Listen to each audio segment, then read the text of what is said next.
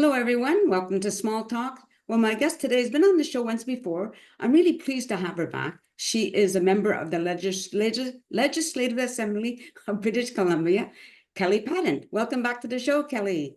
Thanks so much, Nancy. It's great to be here. Nice to have you here, really. And I know you're busy, with the summer and things coming up in the fall. Now, I just want to remind people that you represent Chilliwack-Kent as our MLA, right? That's right, Chilliwack-Kent. So all the way from Chilliwack into Sardis up to Agassiz, Harrison, Popcom, Rosedale.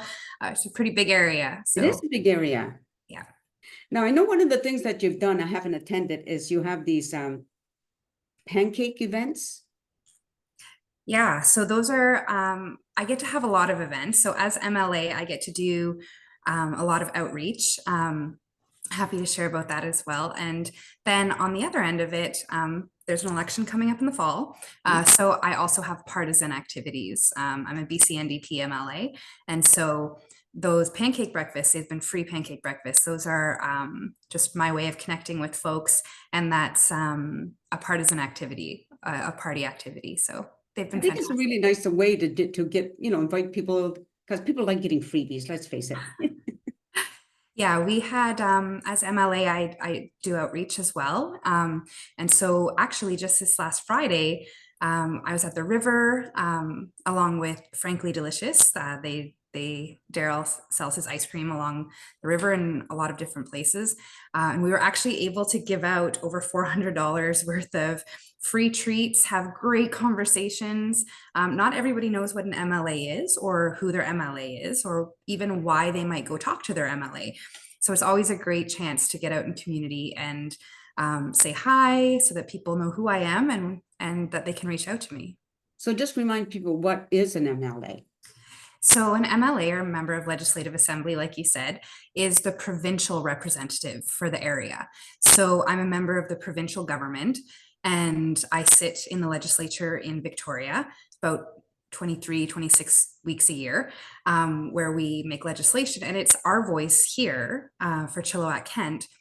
I represent that when we are doing debates, when we're voting, and when we're bringing in new laws or policies. So an MLA has the provincial responsibility. So there's also a federal member of parliament, and we have some different responsibilities. So the province does things like healthcare and education and infrastructure within the province. And there is some overlap. So I always say to people, if you're not sure who to reach out to about something, feel free to reach out to the office. And if it's not me, we'll point you in the right direction. Yeah, and I've in the past I have called our MLA. It wasn't you at that time, but it was, I learned things that I didn't know that I qualified for. Absolutely. There's actually a really fantastic website right now. It's called BC Benefits Connector. And anyone can find it. You can either Google BC Benefits Connector or go to gov.bc.ca. And what it is, times right now, we know that a lot of people are struggling. We know that things are more expensive. There's a lot going on right now. So for anybody really, whether you're a family and have kids, senior, business owner, entrepreneur, really anybody can go there and in one place find all of the benefits and programs that might be available to them. So there's a lot of benefits that are available just by filing your taxes. So it'll automatically come. But then there are some other programs that people are really interested in as well, like the free air conditioners or information about, what's happening with the ICBC rebates, things like that. But people can find everything in one place. And I love sending people there because they can kind of explore their own situation. Right. And there's no way for anybody to keep track of everything that we're doing to address affordability and cost of living. But that webpage is invaluable in finding what you qualify for. Very good. Yeah. Now let's talk about the upcoming election. Okay. Now, I believe you're running again. I am. So I am the BC NDP candidate for Chilliwack-Cultus because the lines are changing a little bit. So whereas right now I'm the MLA for Chilliwack-Kent, I'll be running for Chilliwack-Cultus Lake. That will be the name of the riding. And it looks a little bit different. It doesn't include Agassiz and Harrison Hot Springs and those areas, but it does include Cultus Lake and Yarrow and Sardis, and again, up the highway, all the way up to Popcom. So it's a little bit of a different area. It's reduced geographically by 2/3, but the population is actually more than when they made Chilliwack-Kent. So the RIT drop, which not everybody knows what that means, and I didn't until this was my world, or shortly before. The RIT drop is when the election period starts. So that's when you're going to start seeing signs go up and lots of activity and hopefully some great debates between candidates. And then the election itself is on October 19th. So that's the last day to vote. And I say the last day because there's always some advance voting, but that's election day is October 19th. Yeah, and it's important for people to vote. Absolutely. Your vote is your voice. So although, I mean, I hope I can earn people's votes, doesn't matter who you vote for, you should absolutely vote.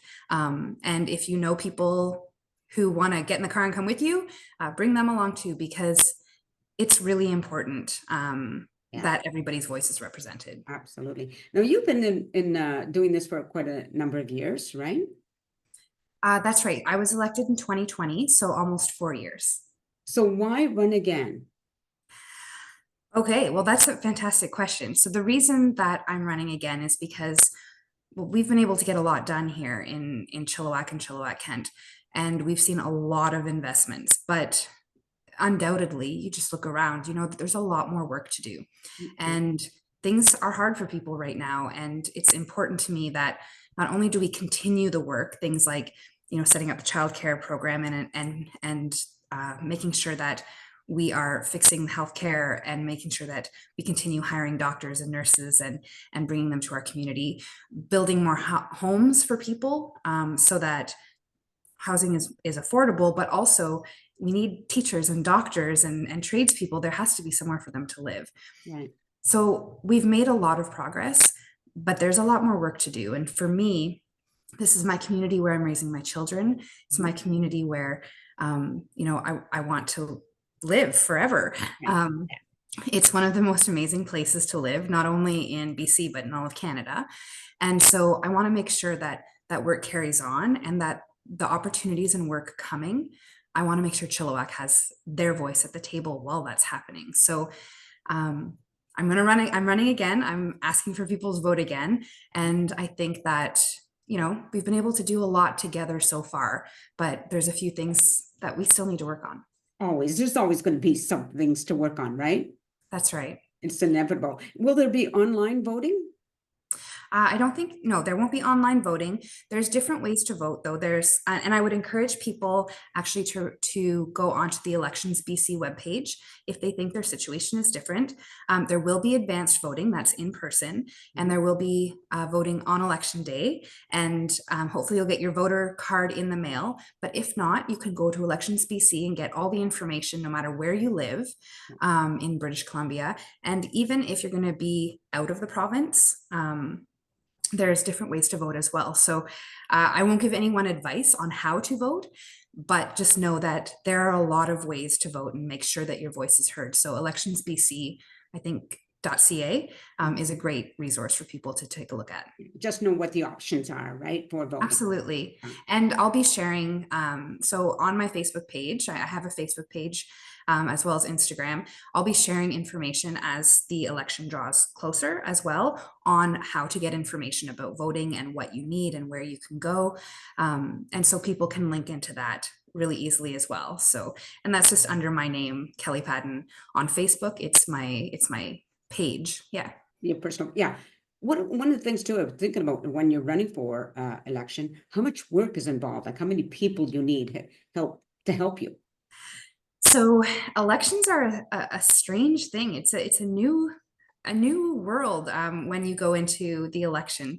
So the campaigns take so much people power and rely really heavily on volunteers, other people in community who are passionate about making sure that we have what we need in our community and that our voice is represented. So I have dozens and dozens of volunteers who work tirelessly. So even right now, I go out and I'm on doorsteps, I'm knocking on doors with volunteers to make sure people know there's an election coming up. You know, asking, do I have your support, or what's top of mind for you? What is for you? What is the issue in the next election? What do you want me to carry back with me?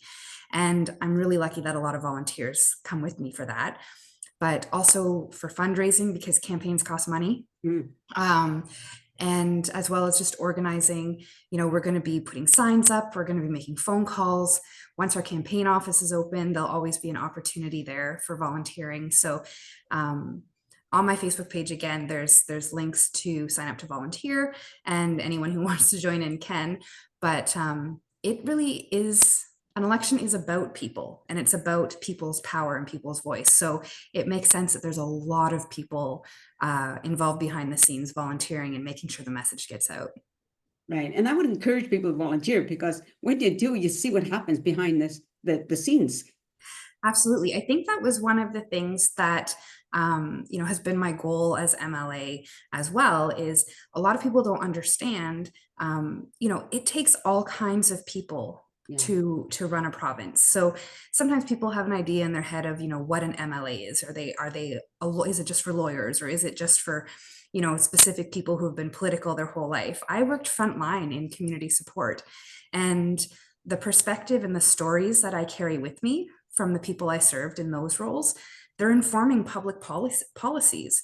And that's really powerful. So it's great to get involved, because then you can see the whole landscape, you can see what it looks like, and you can see that it really does take all kinds of people. We have teachers and lawyers and nurses and community workers, as well as lawyers. And I think there's a marine biologist in our caucus.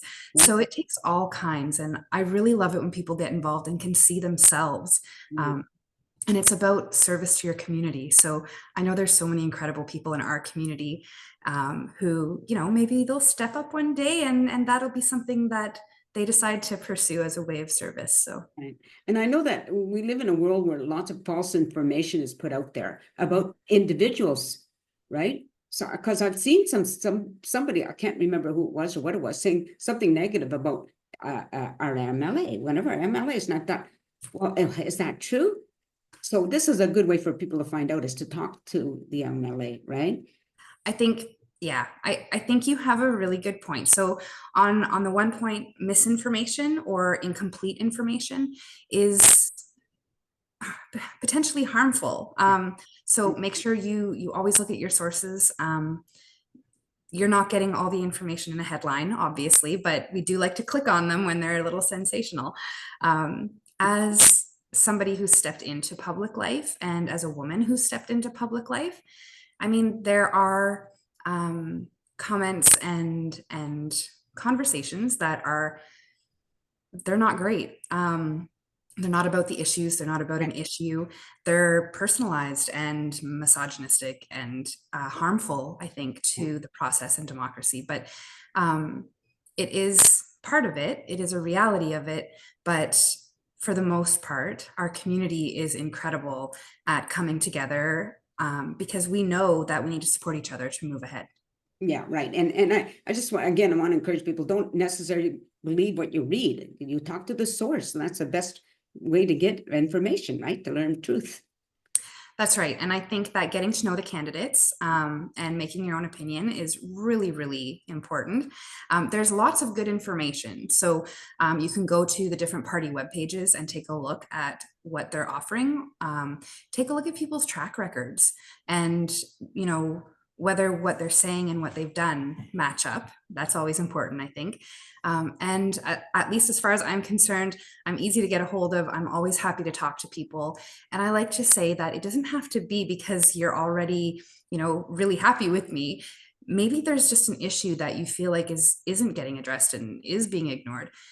I'm always happy to hear about that, because that's the only way I can take that issue forward, is if I hear from people. So there's a lot of different ways to make sure that you're getting the accurate information. For sure. Now, one of the things I was reading about you, and this was in 2022, so I'm just wondering if that's still the case, where you were appointed Secretary of Gender Equity. Yes, that's right. So Premier Eby appointed me as BC's Parliamentary Secretary for Gender Equity, and it's been incredible. I've had a very robust mandate, which means a lot of work to do. And so in that role, it's a provincial role. So I have been part of developing and bringing forward BC's gender-based violence action plan. That's our work to end gender-based violence and support survivors. We've been able to make some fantastic policy and legislative changes there. I brought forward pay transparency legislation in British Columbia. Women are paid, I think, still 17% less than men. And if you are Indigenous or racialized, otherwise racialized, it's even lower. Right. So we're working on pay transparency, working towards pay equity. I do a lot of work around period poverty. And one of the things that I am so excited about, and I know I was talking about in the last campaign, but now it's a reality, is British Columbians now have access to free contraception, free prescription contraception. And so that's been a game changer, over 180,000 prescriptions filled there. Wow. And that's reproductive health, and that's choice. So there's been a lot of work, even beyond that within the gender equity sphere, but that not only helps and impacts people here at home, but across the province. And I think that that's really critical. We're also working to end cervical cancer in British Columbia. And there's a lot of work happening there that happy to talk about if people want to reach out. Yeah, sounds really good. So I think we'll end it there. And I really do appreciate you coming on and talking to me. And so people can find out how to get a hold of you and talk about it a little bit more. And I said, get involved and get out there and vote, all the things that we should do for ourselves, right? And if you're having an upcoming, sorry, I don't attend. I have legit reasons. No, it's okay. We do a lot. I get to do a lot of different things as MLA for Reach Out, and a lot of different things in a partisan way. And as the election hits, once writ drop happens and the election period has started, there'll be a lot going on for not only me as candidate, but all the candidates, Right. and great opportunities for people to get to know. Right. Okay. Thank you. And if you just want to stay on camera for a second, to the audience, you've been listening to Kelli Paddon, MLA for Chilliwack-Kent, soon to be, or has it already changed? At the election, it will change. Election change. Okay, so the Yeah. Chilliwack-Cultus Lake. Okay, thank you, everybody. And yes, you can contact her, find out, she'll answer your questions. And one of the things I will attest to the fact that she's really approachable. So that's always nice in a politician. So thanks for watching the show, everybody. Take care and peace out. There we go. So just before I end off, again, thanks for doing this. I forgot what day it was going to air, but I'll send you, I'll message you that, or if it does it matter. That's fantastic. Just I'll keep an eye out for it. Yeah. I think it's going to be the 23rd, August 23rd. Fantastic. Okay. And don't forget, we're having our cupcake festival, September 25th. We're handing out 4,000 cupcakes. 4,000. Okay. I'll put it in my calendar right now. That's fantastic, Nancy. Good luck. Make sure you rest up before then, though. That's a lot of work. Yeah, I need lots of help. Anyway, thanks again I really appreciate coming on the show. My pleasure. See you later. Enjoy the rest of the day. Bye-bye. Bye.